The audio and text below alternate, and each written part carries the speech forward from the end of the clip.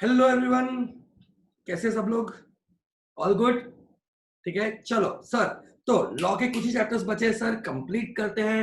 फिर कुछ पेंडिंग चीजें बची है, कंप्लीट करते हैं और हमारा लॉ खत्म करते हैं क्लास। ओके, एक बार लॉ खत्म हो गया, देन हम स्टूडियो रिकॉर्डिंग करेंगे ऑडिट की। Is it clear? ठीक है, जितने लोग मेरे साथ में ऑडिट पढ़ेंगे तो स्टूडियो रिकॉर्डिंग में हम ऑडिट कंप्लीट करेंगे। ओके, सो सर शुरू करते हैं लॉ। लॉ में sir we are dealing with special contracts. Sir there are 5 special contracts जो वैसे तो इंडियन कॉन्ट्रैक्ट एक्ट का ही पार्ट है, बट हमारे सिलेबस में सर वो इंटर के सिलेबस में है रादर देन सीपीटी के या सीए फाउंडेशन के सिलेबस में। ओके सर, तो there are 5 special contracts: indemnity, guarantee, bailment, pledge और एजेंसी। इन पांचों में से हमने इंडेमनिटी और गारंटी पिछले लेक्चर में खत्म कर दिया और आज हम दो कॉन्ट्रैक्ट्स और देखने वाले हैं sir, bailment and pledge. Believe me, it is a very interesting chapter.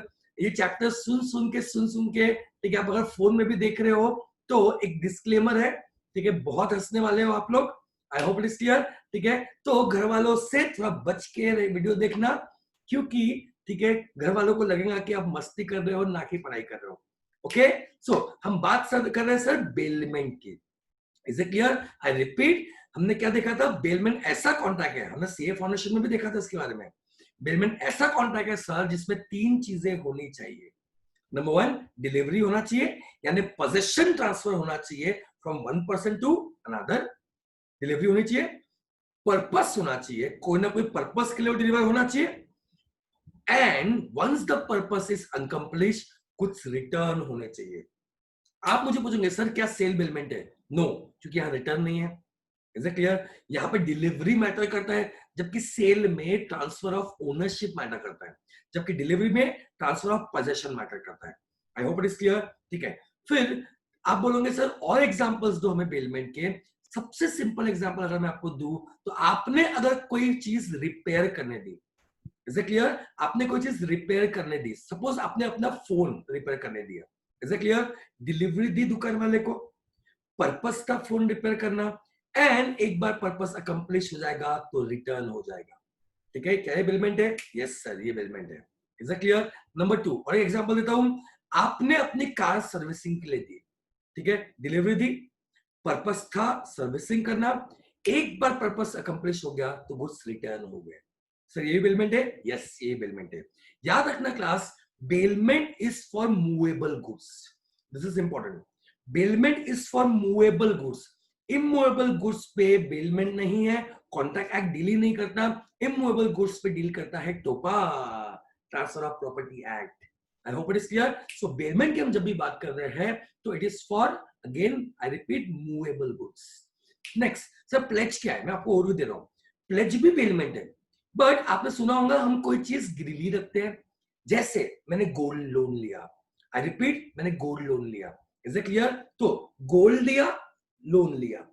Gold दिया एज अ सिक्योरिटी, गोल्ड दिया एज अ सिक्योरिटी किसके लिए? फॉर द डेट जो मैंने लिया है। तो मैंने गोल्ड दिया, डिलीवरी थी, पर्पस था एज अ सिक्योरिटी रखा है, एंड पर्पस अकम्प्लिश होने के बाद यानी लोन रिपे करने के बाद मुझे गोल्ड वापस मिल जाएगा, रिटर्न हो जाएगा। इसलिए ऐसे कि pledge is also bailment. I repeat, pledge is also bailment. The only, वो ऐसा बेलमेंट है जिसका पर्पस क्या है सर, कि हमने एज अ सिक्योरिटी गुड्स रखा हुआ है। Is it clear? A very interesting chapter, bailment and pledge. ठीक है, दोनों भाई भाई है। ठीक है, बेलमेंट जीनस है, प्लेज इसका स्पीशीज है। ठीक है, एक पर्टिकुलर इश्यू है pledge. I hope it is clear. तो दोनों लिखना शुरू करते हैं, बेलमेंट और pledge.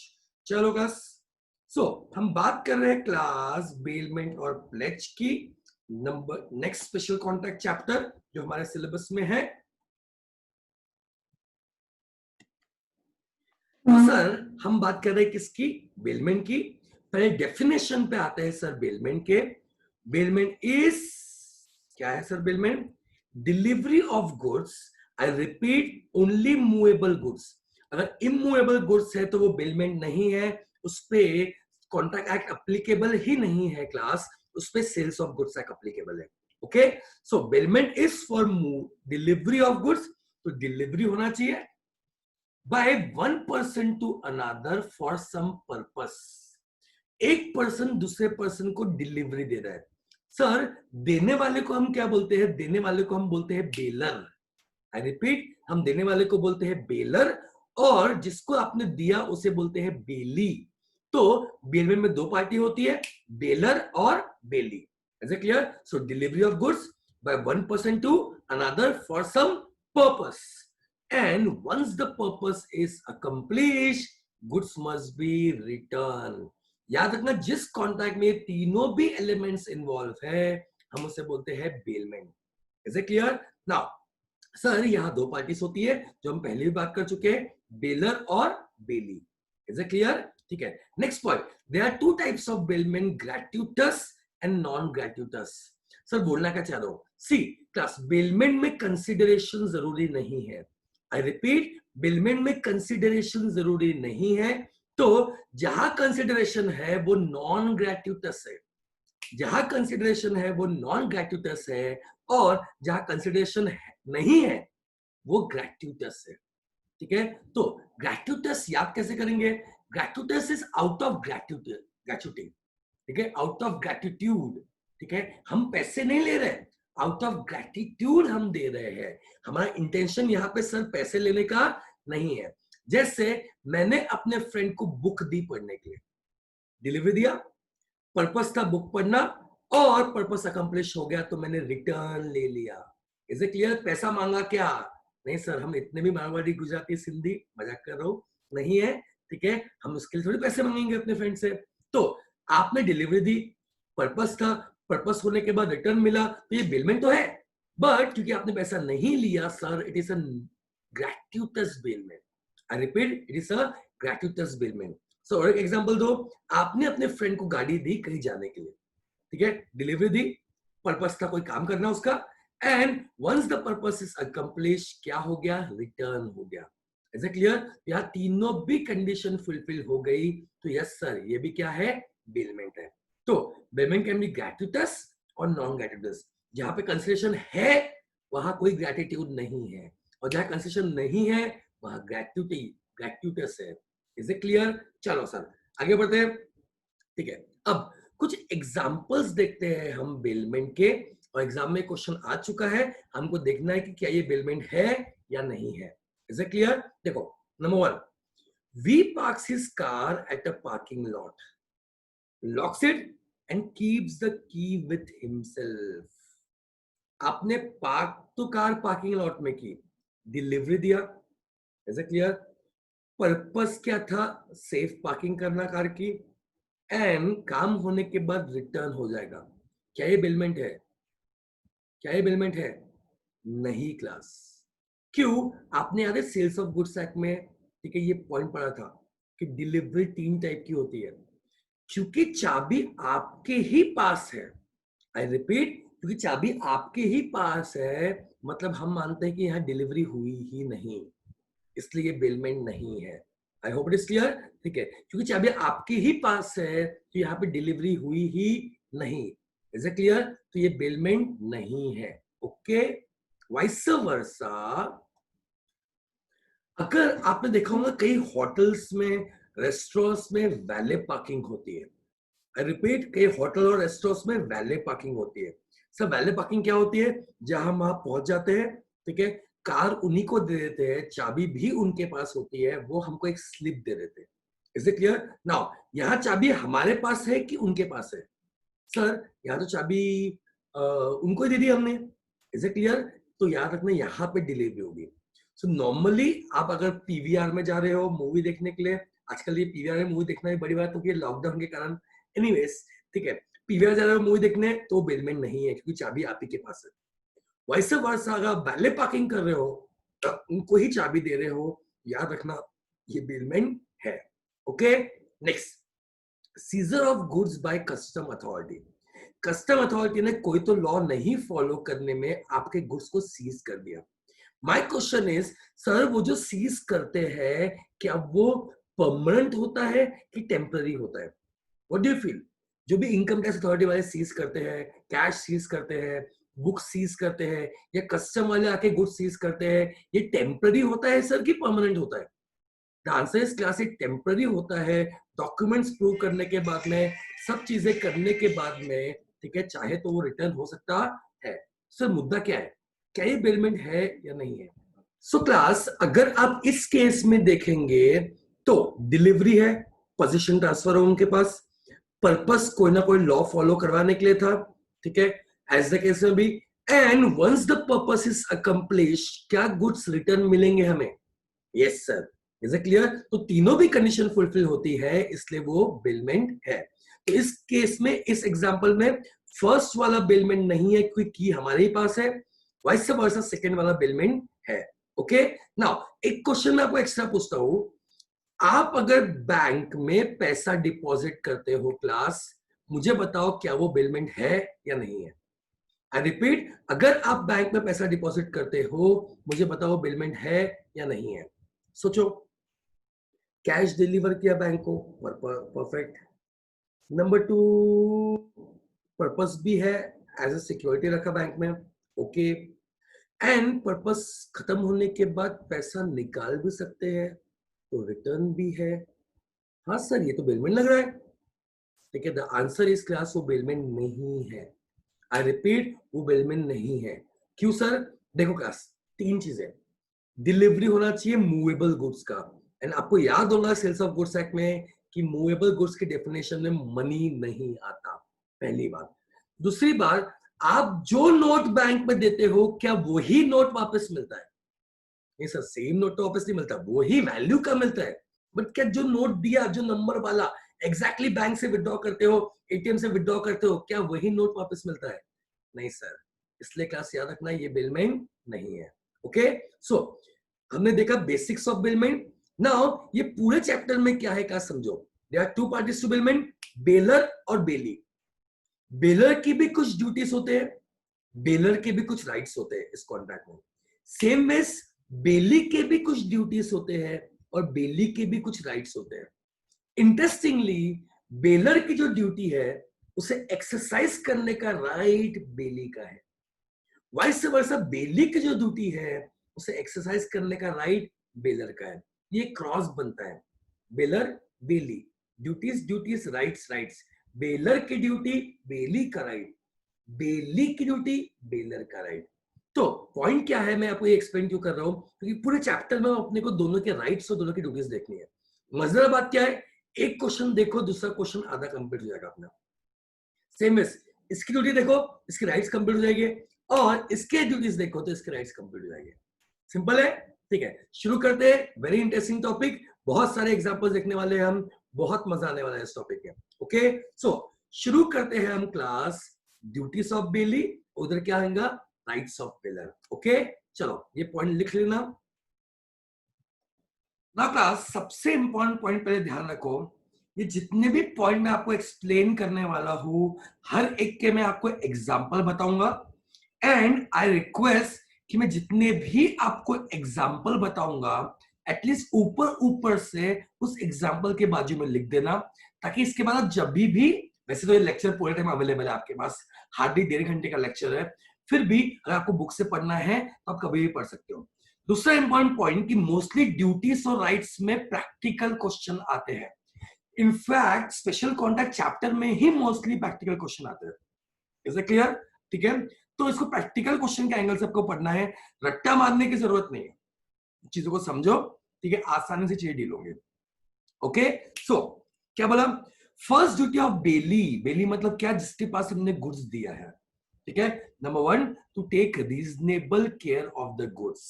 I repeat, to take reasonable care of the goods, ठीक है। नाउ एक सिंपल सा एग्जांपल देता हूं, एग्जांपल्स में ध्यान देना।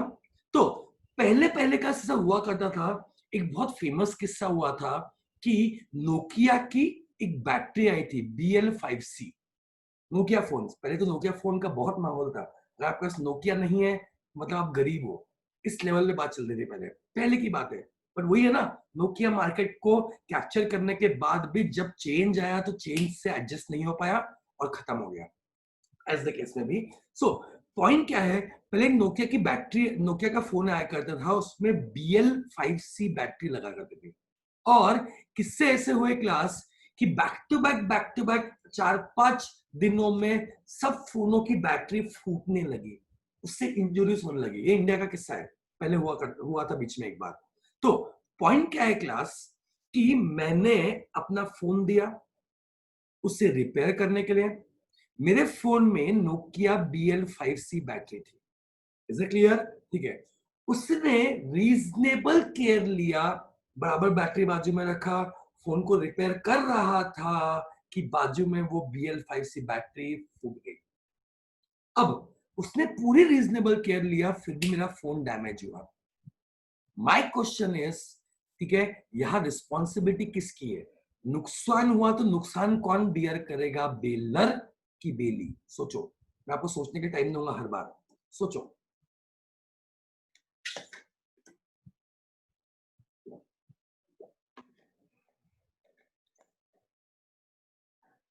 तो क्लास, एक गोल्डन रूल बांध लो, पकड़ लो, बांध लो, कि अगर बेली, आई रिपीट, अगर बेली ये सारी ड्यूटीज फुलफिल करता है तो ओनर कौन है? बेलर।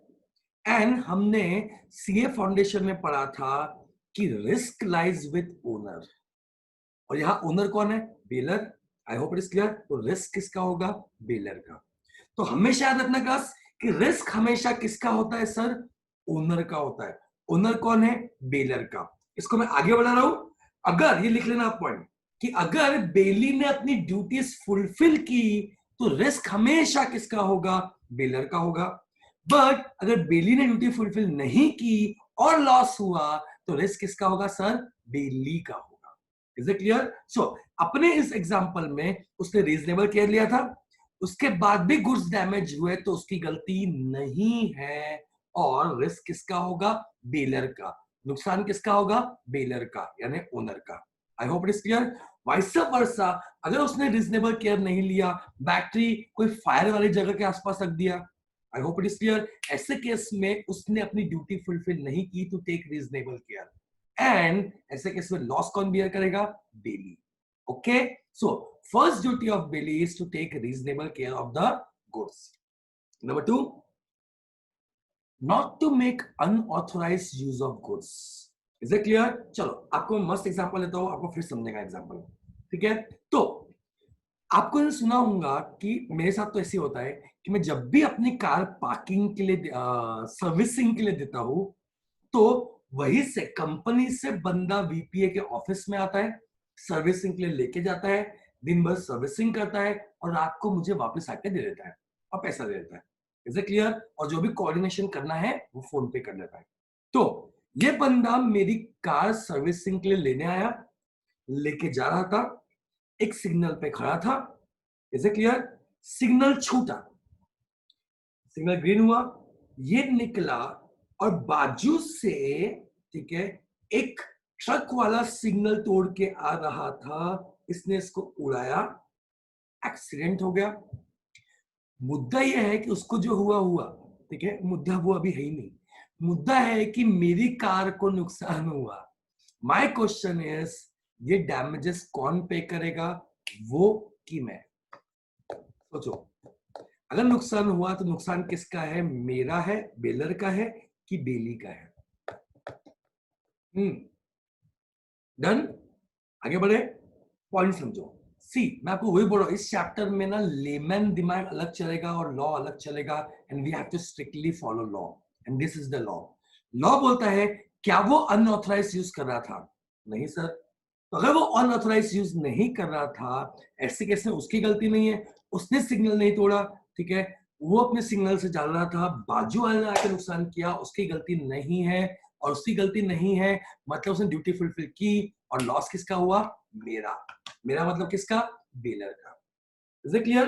नाउ अगर मैं इस एग्जांपल को थोड़ा सा चेंज करूं, दिमाग लगाना, मैं क्या बोल रहा हूं, ठीक है, मेरे पास एक बुलेट थी, अभी रिसेंटली मैंने निकाल दिया, ठीक है, बहुत प्यारी सी एक बुलेट थी मेरे पास, ठीक है। नाउ उस बुलेट को मैंने सर्विसिंग पे दिया, कार मेरा रिलेटिव लेके गया था, और मुझे क्लास आना था, और कोई ऑप्शन नहीं था, मैंने अपनी सिस्टर की पिंक कलर की स्कूटी टेप ली।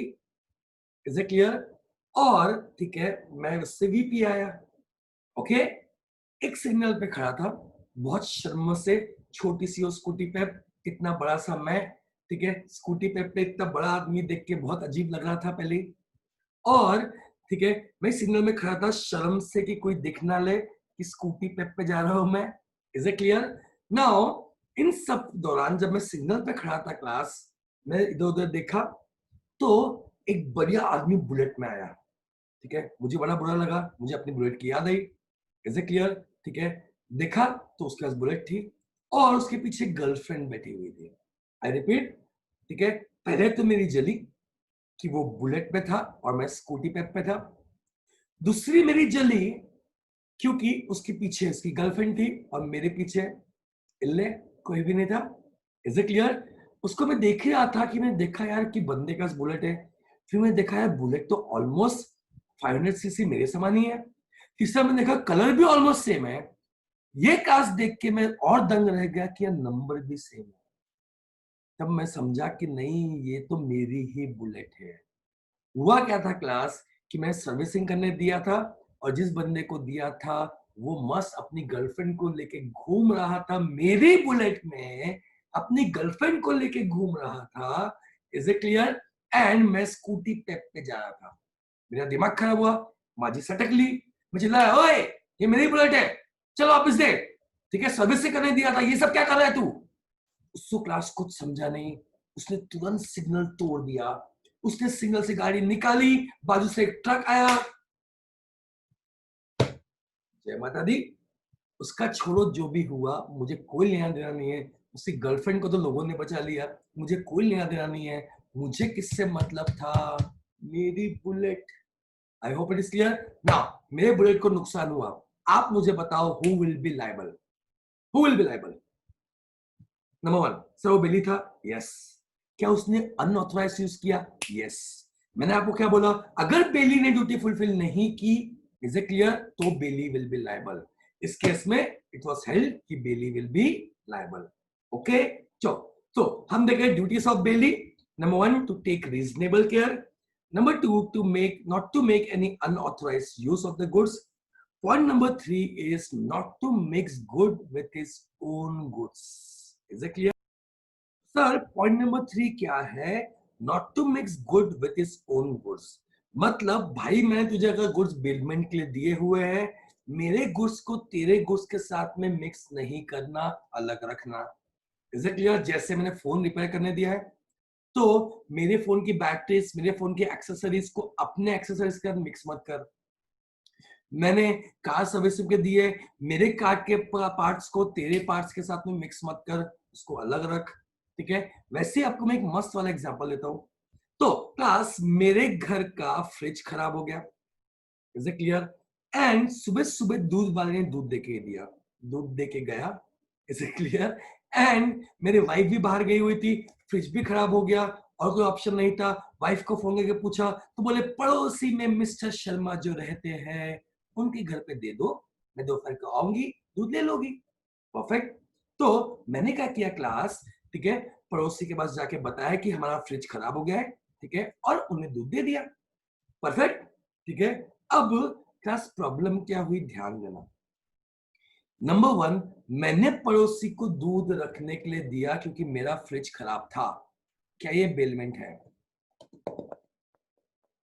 नंबर वन, डिलीवरी था, मूवेबल गुड्स, पर्पस था स्टोर करने के लिए, सिक्योरिटी वैसा का, एंड पर्पस खत्म होने के बाद वापस ले लूंगा, रिटर्न भी है।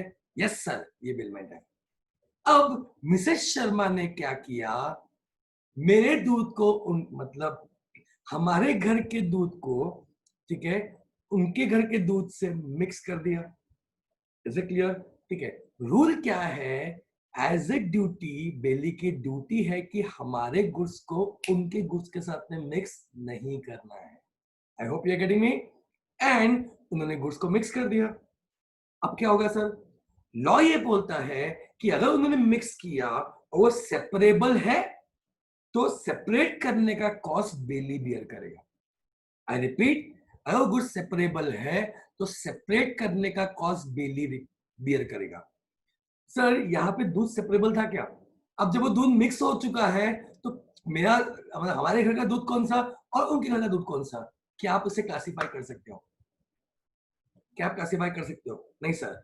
नंबर 2, अगर सेपरेबल नहीं है, ऐसे केस में bailee will indemnify me market value of the goods.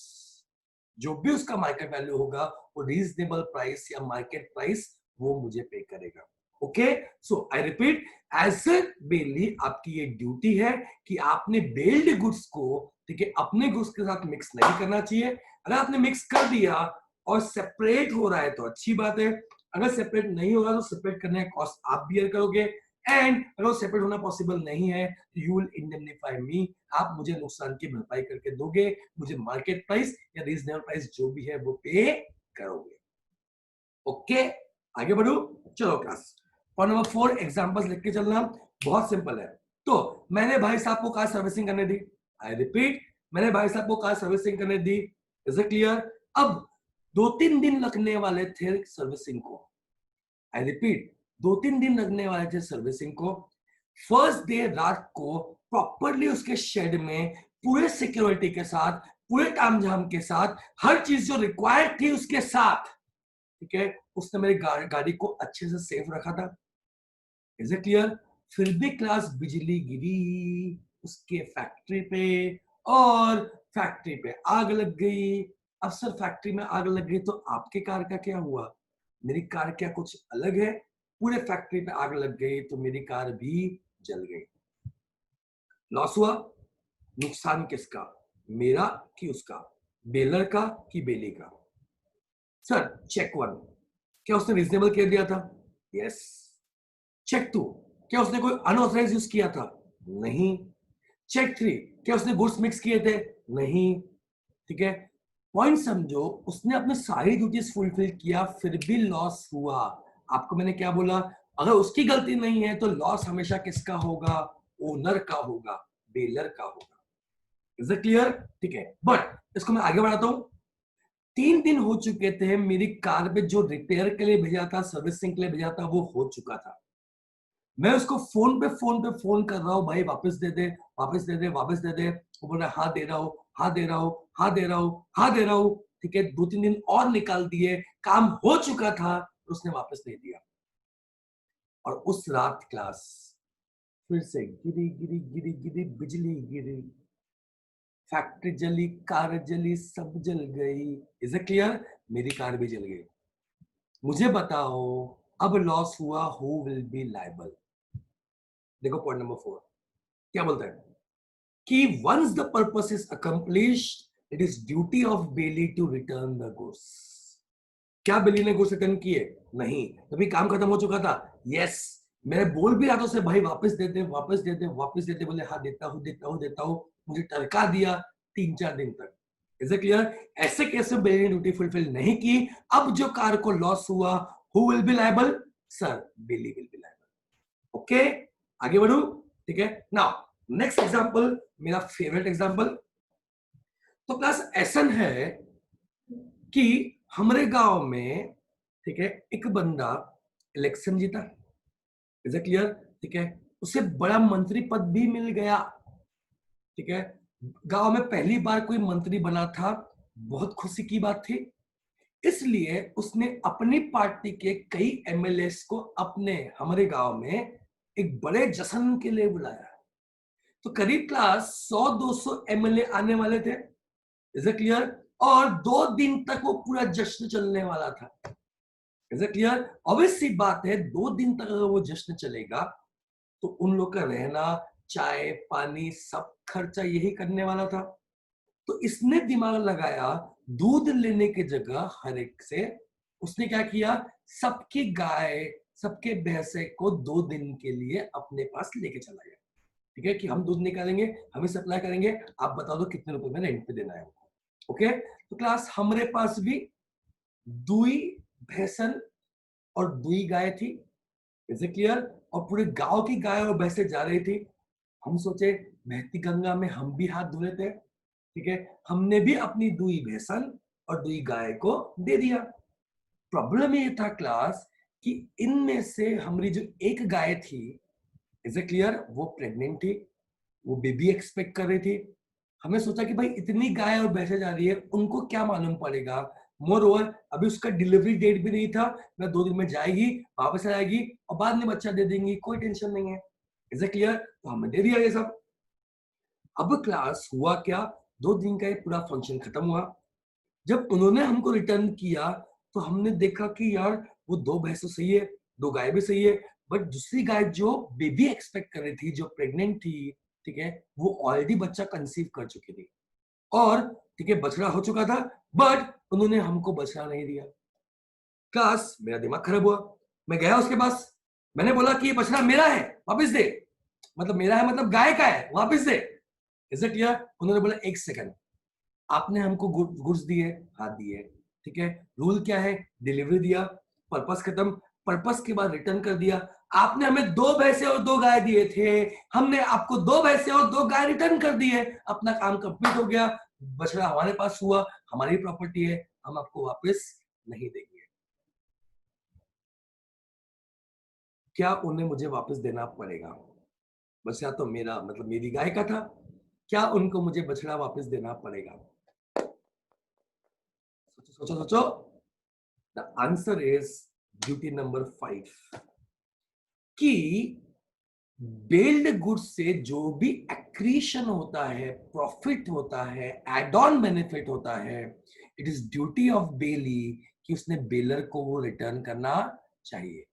Is it clear? ठीक है, तो मैंने गाय दिया, मेरे गाय से बछड़ा हुआ, तो बछड़ा उसे मुझे रिटर्न करना पड़ेगा। Is it clear? Same base कई बार मैं शेयर्स गिरवी रखता हूं, कई बार मैं शेयर्स गिरवी रखता हूं कोई लोन के अगेंस्ट में, एग्जांपल दे रहा हूं। Is it clear? एंड अगर उस शेयर्स को डिविडेंड हुए, तो गाय दिया, बछड़ा हुआ, बछड़ा मेरा है, मतलब मुझे वापस दिया जाएगा। वैसे ही शेयर्स दिए, उसमें डिविडेंड हुआ, तो डिविडेंड भी बेली का नहीं होगा, उसे बेलर को रिटर्न करना पड़ेगा। आई hope it is clear. So sir बोलना क्या चाह रहे हो, गुड्स से कोई भी एक्विजिशन हुआ आपको उसे वापस देना पड़ेगा। And mind you this is a very important point, ठीक है, ध्यान रखना, इस पे एग्जाम में क्वेश्चन आ चुका है और आ सकता है, आने के चांसेस बहुत ज्यादा है। तो there are 5 duties of bailee जो हमने देखा। आगे बढ़ते हैं। आई गेस बेली की ड्यूटीज कंप्लीट होगी। एज ए क्लियर, पांचों पॉइंट बहुत इंपॉर्टेंट है। Coming to rights of bailor, सबसे पहला राइट देखो, right to claim compensation if bailee does not fulfil duty. यानी अगर बेली ने ड्यूटी फुलफिल नहीं की और लॉस हुआ, तो भाई मैं कंपनसेशन यानी डैमेजेस क्लेम करूंगा, किससे? बेली से। Is it clear? नंबर 2, अगर उसने ड्यूटी फुलफिल की उसके बाद भी लॉस हुआ, तो लॉस किसका होगा सर? बेलर का होगा। ओके, चलो number 2, to terminate bailment anytime if unauthorized use। अगर वो अनऑथराइज यूज कर रहा है तो मैं बेलमेंट को कभी भी टर्मिनेट कर सकता हूं। जैसे अपने पुराने एग्जांपल में मैंने उसको बाइक सर्विसिंग पे दी थी, वो नालायक, वो गधा, वो उल्लू, वो पाजी मेरी बाइक से अपनी गर्लफ्रेंड को घुमा रहा है, जबकि मैं स्कूटी पे घूम रहा हूं। Is it clear? ठीक है, मैं सिग्नल पे खड़ा था, वो सिग्नल पे खड़ा था, मैंने देखा कि वो मेरे X9 नंबर की बाइक, याद रखना X9 नंबर की बाइक लेके अपनी गर्लफ्रेंड को घुमा रहा है, जबकि मैं स्कूटी पे अकेला बिना गर्लफ्रेंड के बैठ खड़ा हूं। बाजी सटक ली, मुझे लॉ पता था, मैंने क्या वही के वही बेइज्जती करके चिल्ला के दोनों को उतरवाया बाइक से और घर भेजा पैदल। आप सोचोगे सर कितने कमीने हो आप, आई अंडरस्टैंड, पॉइंट वो नहीं है। पॉइंट ये है कि जनरली मैं बेलमेंट कभी भी टर्मिनेट नहीं कर सकता। अगर मैंने बेलमेंट कभी भी टर्मिनेट कर दिया, फॉर एग्जांपल मैंने उसको फोन रिपेयर करने दिया और उसका आधा काम हुआ और बीच में से फोन लेके आ गया, ऐसा मतलब मैं क्या बोल रहा हूँ, ऐसे केस में उसको जो नुकसान हुआ, डैमेज हुआ, उसका टाइम लगा, उसका एफर्ट लगा, उसके स्किल्स लगे, मुझे उसे इंडेमनीफाई करना पड़ेगा। बट अगर उसने अनऑथराइज यूज किया, जो इस केस में किया कि मेरी गाड़ी से अपनी गर्लफ्रेंड को घुमा रहा है, ऐसे केसों में कभी भी बिलमेंट टर्मिनेट कर सकता हूं and I am not liable to pay him damages. I hope it is clear. ठीक है, आगे बढ़ो। चलो class, point number 3, demand return of goods any time in case of gratuitous bailment. Class देखो, यहाँ पे जो जो इजी इजी कंसेप्ट है ना, आप एग्जांपल लिखते जाओगे, वीडियो पॉज करो, समझो, एग्जांपल लिखो, पॉज करो, समझो, एग्जांपल लिखो, हमेशा आपके पास ये रहेगा। और इतनी तामझाम नहीं करना है, समझ गया, मजा आ गया, नोट से पढ़ लिया, काम खत्म हो गया, कोई टेंशन नहीं। Is it clear? ठीक है, ये वीडियो आप अपने एग्जाम तक कितने बार भी देख सकते हो, ठीक है, आपके ऐप में आपके एग्जाम तक अवेलेबल है, आपको दिक्कत लेने की कोई जरूरत नहीं है। अनलिमिटेड व्यूज है, जितने बार देखना देखो, ठीक है, 1.5 घंटे के वीडियो से क्लास 2-2 घंटे के वीडियो से कभी पढ़ाई करने से चलो वीडियो देखो, साथ साथ पढ़ाई करो, काम खत्म करो। Is it clear? ठीक है, so coming back to my point कि मेरे जितने भी पॉइंट्स है उसमें जहां जहां ग्रेट्यूटस और नॉन ग्रेट्यूटस के लिए अलग है, प्लीज ध्यान से देखना, बिकॉज क्वेश्चंस में कंफ्यूजन हो सकते हैं। वो क्या बोलता है कि नॉन ग्रेट्यूटस मतलब जहां मैं पैसा देके या पैसा देके बेलमेंट हो रहा है, वहां आप कभी भी गुड्स रिटर्न नहीं ले सकते, मतलब नुकसान हुआ तो डैमेजेस पे करना पड़ेगा। बट जहां पे ग्रेट्यूटस बेलमेंट है, मैं जब चाहूं गुड्स को मांग सकता हूं, मुझे कोई टेंशन नहीं है। Okay, I give you example, देखो वापस से, ग्रेट्यूटस मतलब जहां पैसा नहीं मिल रहा। अपने एग्जांपल में मैं एक घोड़े वाला हूं, ठीक है, हमारे पास 6 घोड़े हैं अगेन, ठीक है, तो 6 घोड़े हैं, 6 घोड़ियां हैं, इज इट क्लियर? एंड अपने खास दोस्त का बर्थडे था, बर्थडे छोड़ो, शादी थी, इज इट क्लियर? ठीक है, उसने बोला कि यार घोड़ी लगेंगी, तो शादी में एक रिवाज होता है ना, जब गधा घोड़े पे बैठता है, गधा ही है भाई, शादी के लिए जा रहा है, ये बड़ी बात है, गधा ही है, ठीक है, तो शादी हुई है, मैं बता रहा हूँ आपको, ठीक है, हंसते हुए चेहरे में मत जाओ, इसके हंसते हुए चेहरे के पीछे सीने में कितना दर्द छुपा है तुम्हें क्या बताऊं, छोड़ो। तो गधा को घोड़े की जरूरत थी, वो एक निकासी नाम का प्रोग्राम होता है जहाँ पे मस्त वो ऐसे घोड़े पे घूम के आता है और सारे दोस्त सामने होके आज मेरे यार की शादी है, जम के डांस करते हैं। Is it clear? ठीक है, तो ऐसी कुछ कहानी थी, उसके लिए उसे घोड़ी चाहिए थी। मैंने बोला ठीक है भाई, तू मेरा दोस्त है, तेरे से पैसे लूंगा क्या, जा लेके जा। Is it clear? ठीक है, मैंने उसे दे दिया फ्री में। अब एक सेकंड, डिलीवरी दिया, पर्पस था, काम होने के बाद रिटर्न होऊंगा, ये बिलमेंट था। सर पैसे लिया कि नहीं लिया? नहीं सर, आपने पैसे नहीं लिए। पैसे नहीं लिए मतलब कौन सा बेलमेंट हुआ? ग्रेट्यूटस बेलमेंट।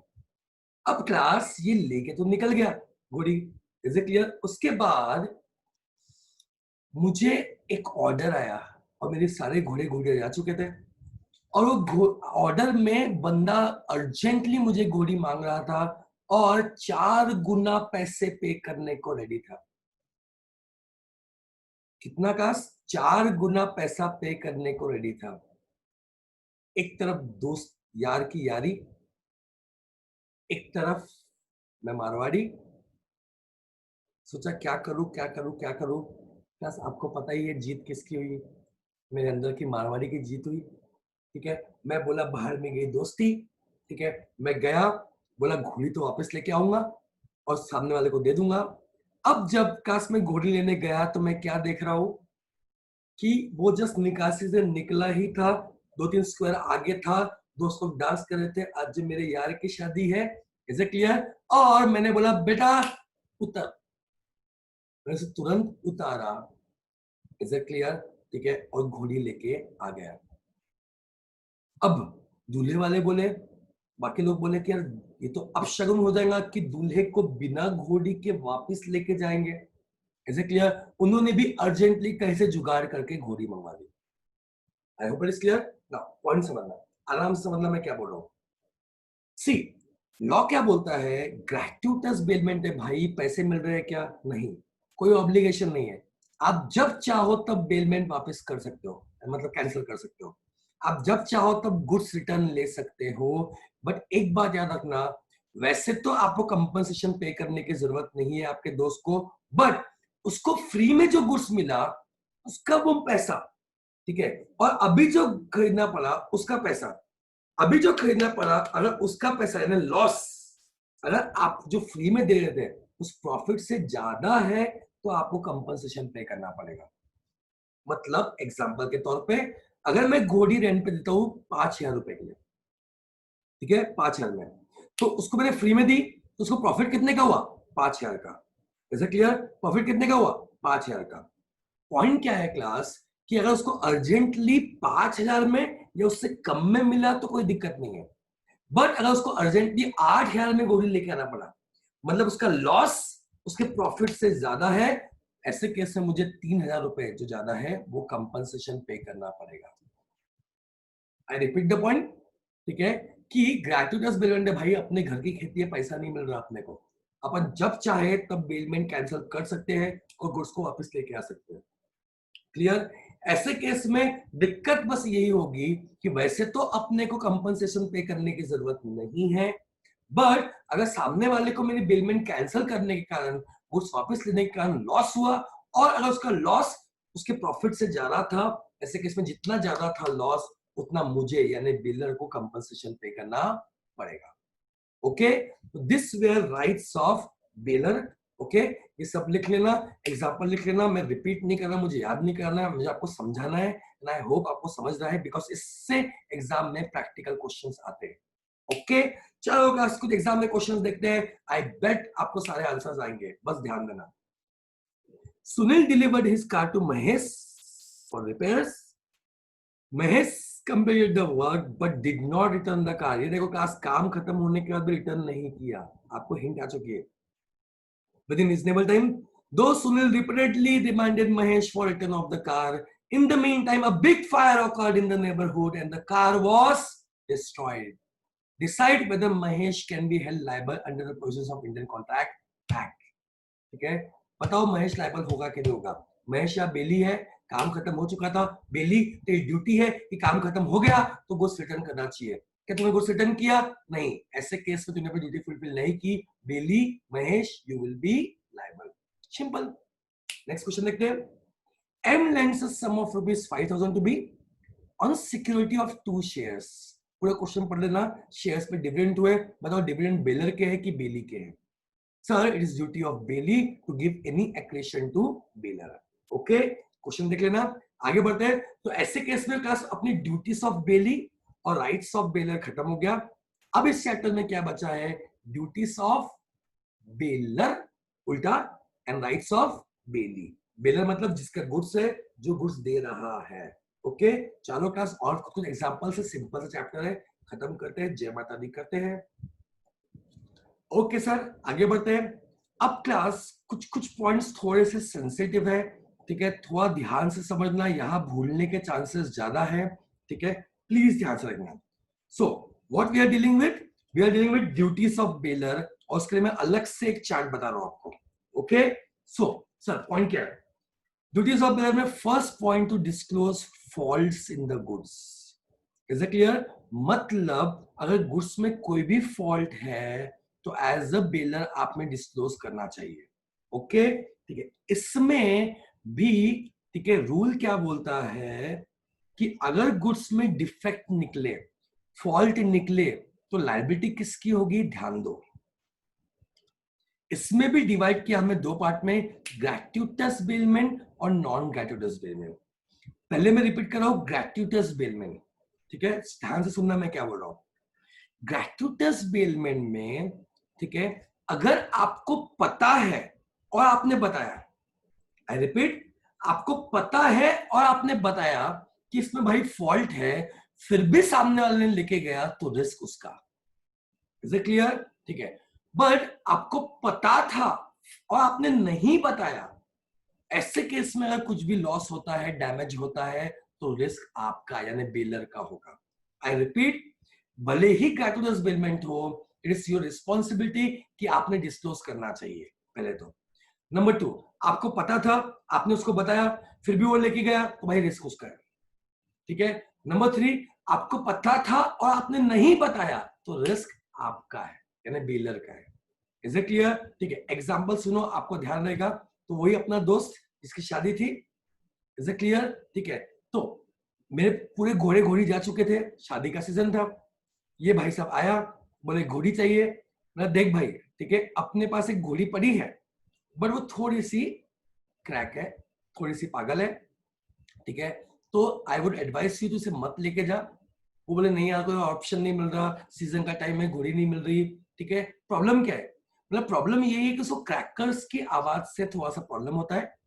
तो अगर तुझे लेके भी जाना है तो एक बात याद रखना, उसके आसपास क्रैकर्स मत फोड़ना, ठीक है, वरना कुछ भी हो सकता है। ये बोले डन डन डन, मैं लेके जा रहा हूँ, अपने सारे रिलेटिव्स को बोल दूंगा, दोस्तों को बोल दूंगा कि जो दूर फटाके फोड़ना है फोड़ो, लेकिन उसके पास फटाके मत फोड़ना है। परफेक्ट। तो ये निकासी में निकला, उसके साथ में घोड़ी के साथ में गधा बैठ के निकला। अब रिलेटिव तो रिलेटिव है, दोस्त तो दोस्त है, कई लोग होश में रहते हैं, कई लोग होश में भी नहीं रहते। इंडियन शादी थी, इज इट क्लियर? तो एक रिलेटिव ने घोड़ी के पास में लड़ फोड़ दी, इज इट क्लियर?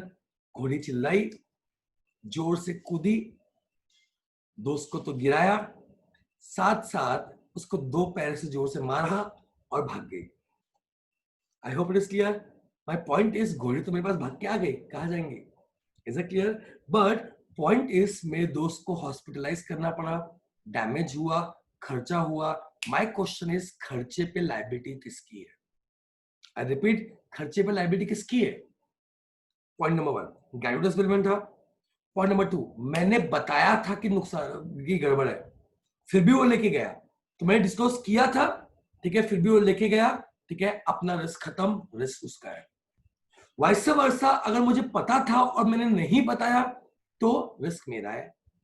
नंबर 3, अगर मुझे पता ही नहीं था, ऐसे केस में भी मेरा कोई रिस्क नहीं है कि मुझे पता ही नहीं था, और वो ग्रेट्युटस बिलमेंट है, पैसा भी नहीं मिल रहा तो मेरी कोई लायबिलिटी नहीं है। वाइस वर्सा, अगर आप राइट साइड में देखो, नॉन ग्रेट्युटस बिलमेंट, तो याद रखना, अगर आप पैसा लेके कोई गुड्स को बेल कर रहे हो तो जो भी डैमेज होगा वो बेलर पे करेगा। को लिखा हुआ है, bailor is liable for all damages whether और not he was aware of the existence of the fault. Why? Because as a bailor it is my responsibility कि मैंने जो गुड्स दिए हैं वो सही कंडीशन में होने चाहिए, उसमें कोई फॉल्ट या उसमें कोई डिफॉल्ट नहीं होना चाहिए, और अगर निकला तो रिस्पॉन्सिबिलिटी किसकी है? मेरी है।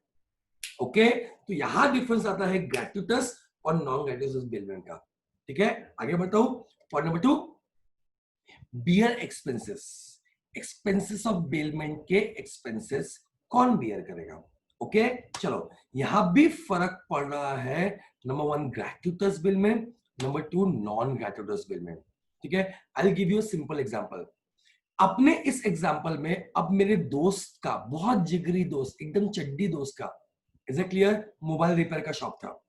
वो बोले भाई तेरे से थोड़ी पैसे लेंगे, इज इट क्लियर? तो ऐसे केस में वो मेरा फोन लेके चला गया रिपेयर करने के लिए, या मैंने अपना फोन दे दिया रिपेयर करने के लिए, एंड ठीक है, उस फोन को रिपेयर करने के लिए उसने बहुत सारे एक्सेसरीज लगाए, कुछ नट्स लगाए, कुछ नई चीजें चेंज की। पॉइंट इज, भले ही वो ग्रेट्युटस बिलमेंट था और मैं उसे पैसा पे नहीं कर रहा था, फिर भी उसको जो भी नेसेसरी एक्सपेंसेस लगे, आई रिपीट, उसे जो भी नेसेसरी एक्सपेंसेस लगे, इट इज माय रिस्पॉन्सिबिलिटी कि मुझे वो पे करना पड़ेगा। ओके, भले ही दोस्त का मोबाइल शॉप हो, भले ही ग्रेट्युटस बिलमेंट हो, पर उसको जो भी नेसेसरी खर्चा लगा वो मुझे पे करना पड़ेगा। वाइस वर्सा, अगर नॉन ग्रेट्युटस बिलमेंट की बात हो रही है, जहां ठीक है, पैसा, जहां पे पैसा लेके बिलमेंट हो रहा है, पॉइंट बहुत सिंपल है, नेसेसरी तो छोड़ो, ठीक है, ऑर्डिनरी तो छोड़ो, बट पॉइंट इज, एक सेकंड, पॉइंट देखना क्या लिखा हुआ है। इन केस ऑफ नॉन ग्रेट्युटस बिलमेंट, जहां बिलमेंट फॉर हायर है, जहां पे पैसा देख के बात हो रही है, okay, bailor is liable to repay only extraordinary expenses and not the ordinary expenses. Sir logic क्या है इसका? भाई ऑर्डिनरी एक्सपेंसेस के लिए तो ऑलरेडी पैसा मिल रहा है, तो वो तो उसमें कवर होता ही है, बट जो भी एक्स्ट्राऑर्डिनरी खर्चा लगेगा वो भी मुझे पे करना पड़ेगा। I give you example. मैंने अपनी कार रेंट पे दी, मेरी कार टैक्सी पे चलती है, मैंने अपनी कार रेंट पे दी, परफेक्ट, ठीक है। अब टायर बर्स्ट हो गया कार का और टायर चेंज करना पड़ा। सर ये ऑर्डिनरी एक्सपेंस है कि एक्स्ट्राऑर्डिनरी एक्सपेंस है?